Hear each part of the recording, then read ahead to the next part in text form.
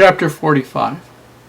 Moreover, when ye shall divide by lot the land for inheritance, ye shall offer an oblation unto the Lord, an holy portion of the land. The length shall be the length of 25,000 reeds, and the breadth shall be 10,000. This shall be holy in all the borders thereof round about.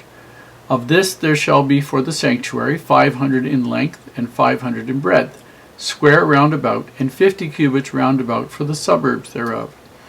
And of this measure shalt thou measure the length of 25,000, and the breadth of 10,000, and it shall be the sanctuary and the most holy place. The holy portion of the land shall be for the priests, the ministers of the sanctuary, which shall come near to minister unto the Lord. And it shall be a place for their houses, and an holy place for the sanctuary.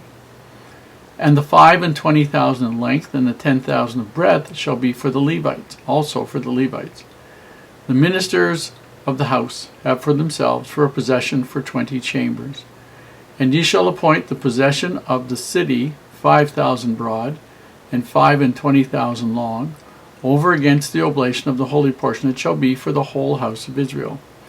And a portion shall be for the prince on the one side, and on the other side of the oblation of the holy portion, and of the possession of the city, before the oblation of the holy portion, and before the possession of the city, from the west side westward, and from the east side eastward. And the length shall be over against one of the portions from the west border unto the east border. In the land shall be his possession in Israel, and my princes shall no more oppress my people. And the rest of the land shall they give to the house of Israel according to their tribes. Thus saith the Lord God, let it suffice you, O princes of Israel. Remove violence and spoil, and execute judgment and justice. Take away your exactions from my people, saith the Lord God. Ye shall have just balances, and a just ephah, and a just bath. The ephah and the bath shall be of one measure, that the bath may contain a 10th part of a homer, and an ephah the 10th part of a homer. The measure thereof shall be after the homer. And the shekel shall be 20 gerahs, 20 shekels, 25 shekels, 15 shekels shall be your manna.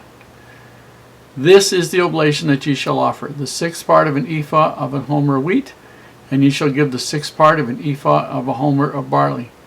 Concerning the ordinance of oil, the bath of oil, ye shall offer the 10th part of a bath out of the core, which is an homer of 10 baths.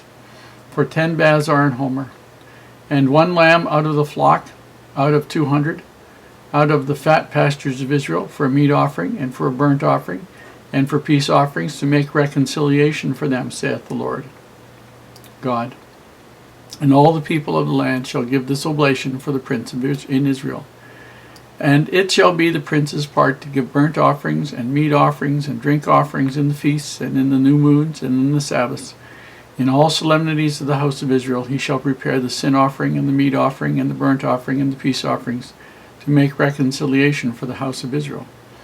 Thus saith the Lord God, in the 1st month, and the 1st day of the month, thou shalt take a young bullock without blemish, and cleanse the sanctuary. And the priest shall take of the blood of the sin offering, and put it upon the posts of the house, and upon the 4 corners of the settle of the altar, and upon the posts of the gate of the inner court. And so thou shalt do the 7th day of the month for everyone that erreth, and for him that is simple. So shall ye reconcile the house. In the 1st month, and the 14th day of the month, ye shall have the Passover, a feast of 7 days. Unleavened bread shall be eaten. And upon that day shall the prince prepare for himself and for all the people in the land a bullock for a sin offering. And 7 days of the feast he shall prepare burnt offering to the Lord, 7 bullocks and 7 rams without blemish daily, the 7 days, and a kid of the goats daily for a sin offering. And he shall prepare meat offering of an ephah for the bullock, and an ephah for a ram, and an hin of oil for an ephah. In the 7th month and the 15th day of the month shall he do the like in the feast of the 7 days, according to the sin offering, according to the burnt offering, according to the meat offering, and according to the oil. Here in chapter 45, we're seeing something that's happening repeatedly, and that is that there's a huge emphasis on measuring things, having precise measurements for things. And here we deal with land for Israel and other purposes. Well, land for Israel for the different purposes they use land for. Now, the overall idea of this one is that instead of each one having sort of each of the tribes having a physical area that was sort of like a blob, that each tribe was going to have an area that was measured in reasonable width, and all the way from the Mediterranean Sea coast all the way through to the Jordan River on the west side, or the Dead Sea on the west side. And the reed, the measuring reed, was about 9 foot 9 inches long. So if it says 10,000 reeds, that would be 90,900 feet. And 20,000 would be 19,800 feet, something like that.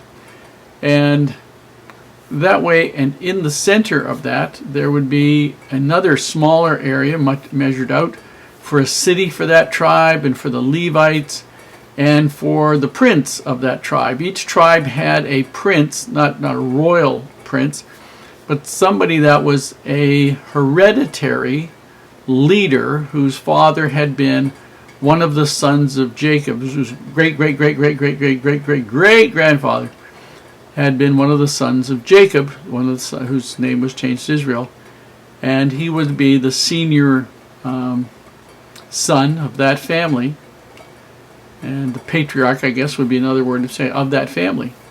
And he would have some land cut out to him, and that was so that he'd have income from the property, a place to grow his own food, whatever, so that he would not take taxes from the tribe. He would have, you were told, be content with that. Now, these strips are going to vary in kind of climate a little bit, and they're all going to vary somewhat in the profile of how fertile they are. But as they go from the seacoast, which would be the warmest, most mild climate, all the way up into the mountains, they would have pretty much the same sort of climate by and large, each one. Now, in the last days, Jerusalem's name is going to be changed.